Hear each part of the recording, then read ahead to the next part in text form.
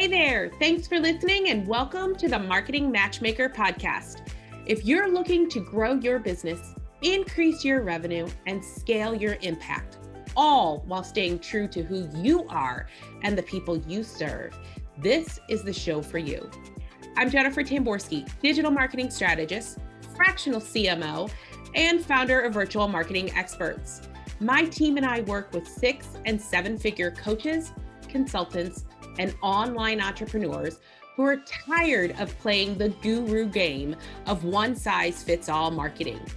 They're ready to create a business and marketing strategy that actually builds relationships with their ideal clients, creates massive shifts in their business, and rapidly increases their revenue. As your marketing matchmaker, I'm going to help you find the perfect marketing match for you. This show will teach you how to reach your ideal client, connect with your audience, build that perfect relationship, and generate more revenue. All through a process I like to call dating your ideal client. Now let's go have some fun. Hey there, and welcome back to the Marketing Matchmaker. I am super excited about this episode. In the last episode, we broke down our process, the process of looking at marketing in the same way you would a relationship. So in essence, dating your ideal client. In this episode, I'm going to take you through that first phase of our dating your ideal client process. So the introduction phase. We're going to dive into this phase and really give you one of the areas that I see most often business owners, entrepreneurs, coaches, consultants, online course creators. This is where they tend to miss. This is one of the key steps that they miss in their marketing. So, step one is the introduction phase. And what does that mean? So in our world, if we're looking at marketing in the same vein as we are relationships, that introduction phase is kind of being purposeful about who it is that you're talking to, what it is you want them to do, and how it is that you're going to be successful in the process. So it's about your strategy. This phase, when you are really focused on who your ideal client is, it's all of those pieces in who they are, what they're feeling, how they're thinking, what they're doing, what they're really experiencing. It's diving into a deep understanding about this ideal client. If you listen to my episode with Amy Latta, a couple of episodes back, she was describing how she had gone through a launch that failed. And what it provided her was a deeper understanding about what her ideal clients need in order to be ready to work with her. And that's really what this first step in this process is about. Your introduction phase, part one, is about really understanding your ideal client, understanding their demographics, which are those solid pieces of their life, their age, their gender, their maybe their jobs, maybe their marital status, whether they have kids, all of those kind of things. Those are part of your demographics. Those are the things in people's lives that while they change, they don't change on a regular basis. They're pretty coded in what that person is and what they're doing. Then you look at their psychographics, and these are the adjustable things, right? This is usually where you as a coach are coming in and making adjustments in their life. It's what they're thinking, it's how they're feeling, it's what is it that in their life they're struggling with. And more importantly, it's how you can help them with that struggle. So really understanding what it is about your ideal client, what they need to hear in order to connect with you so that they can then move on to those next phases of your customer journey. It's kind of similar, if you think about it, to that Match.com or the eHarmony websites, in that I know they have forms that you're filling out and you're asking all of these questions about you and about who your ideal partner is. Figuring out who your ideal client is really similar in that, because if you don't know who it is you're talking to, they can't hear you. So being really super crystal clear on your ideal client, on their struggles, and on who they are, what their one problem is, and what your one solution to that problem is, really helps you to craft that message, right? So your ideal client really kind of moves you into that next phase of the introduction, which is, what problem are you solving for them? And just as important is, can you consistently convey that problem across all the steps of your marketing? Is it consistently attracting the same person with the same problems so that when they land on your lead magnet, or when they land on your course, or when they get on a call with you, or however your journey is set up, are they your ideal clients? Do they have the problem that you solve? And are you able to consistently and accurately and clearly convey that message to them throughout every piece of your marketing? And when I say every piece of your marketing, that includes things like having a podcast or a YouTube channel or doing your Facebook Lives or your Facebook ads messages or LinkedIn, or fill in the blank, whatever your marketing steps are. You need to be able to speak directly to that ideal client in a way they can hear.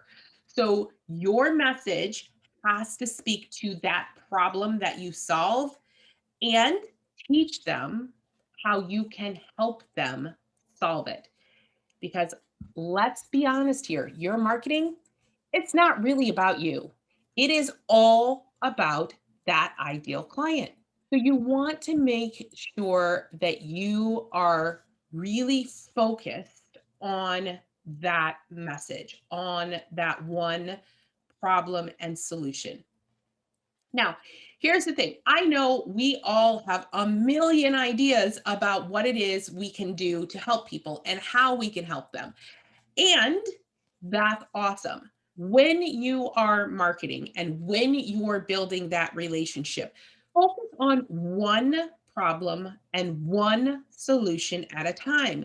When you have that successfully running and you're making 6 and 7 figures in that area, then you can start focusing on bringing on additional ways to help your ideal clients. Reality is that until you have the one thing that you do really well, running really smoothly and bringing in a good income from it, bringing in those other pieces dilutes your focus and it dilutes your audience. So you really want to have one end up solution. Now, that doesn't mean you can't have steps along the way where people buy things from you. Maybe your one core thing is one-on-one coaching, and that is your really high ticket item. And you have a micro offer that leads into, a course that leads into, a mastermind that leads into that one-on-one. That's perfectly acceptable in that funnel. However, the entire funnel should be speaking to that one problem and that one solution that you have for them. No matter where they're at in the funnel, they just get more value and more solution to the problem that you're solving.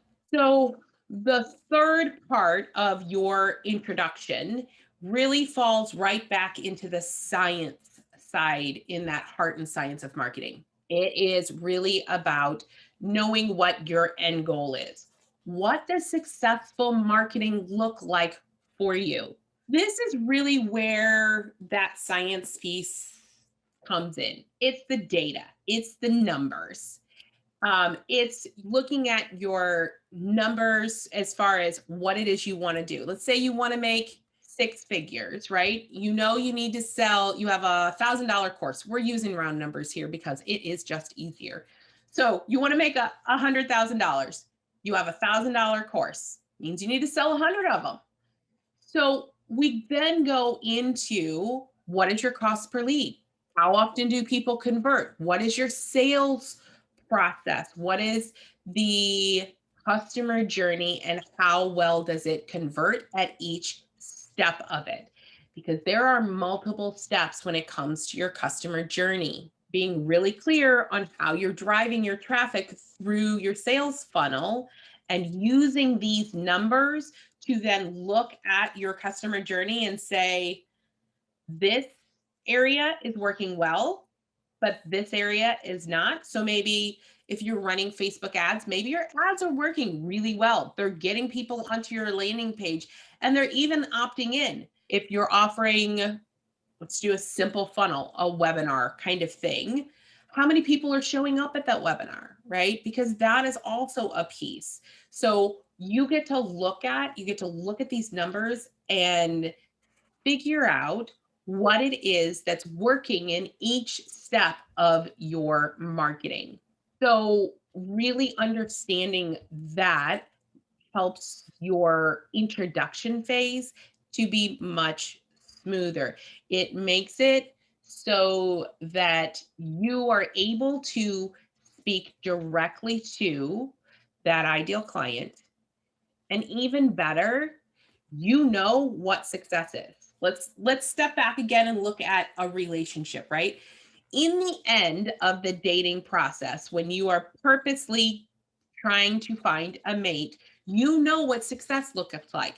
For you, it may be, one-on-one commitment. It may be, marriage. It may be kids. It may be fill in the blank, whatever that final end piece of that romantic relationship looks like. When you start the process, you know what your end goal is.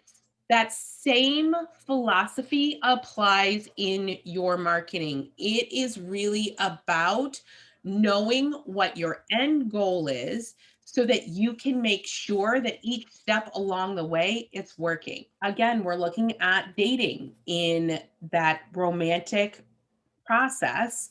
And if you go through every step of dating, to getting to the commitment and to the keeping the romance alive stages, understanding that in your romantic life, introducing yourself to someone is just a high level kind of knowing what it is in the end that you want and who it is that you want to attract. And then you can move on to that next stage, which we call flirting, right? In the marketing world, that's engagement. It's really providing value, and we will dive farther into that in the next episode. So, by really having a clear outline of your ideal client, their problem, your solution, their journey through your business in order to become a client, and then being able to look at that data and understand what it is that success means in your business is really that first step when we start the dating your ideal client journey. One of the things that I really want to emphasize, especially with this third step of your introduction phase, is your expectations. This third step, the understanding what success means, really sets up your expectations for the rest of your marketing journey. So, just like in a relationship, having specific expectations going in helps you to understand whether or not a romantic relationship will work in your life.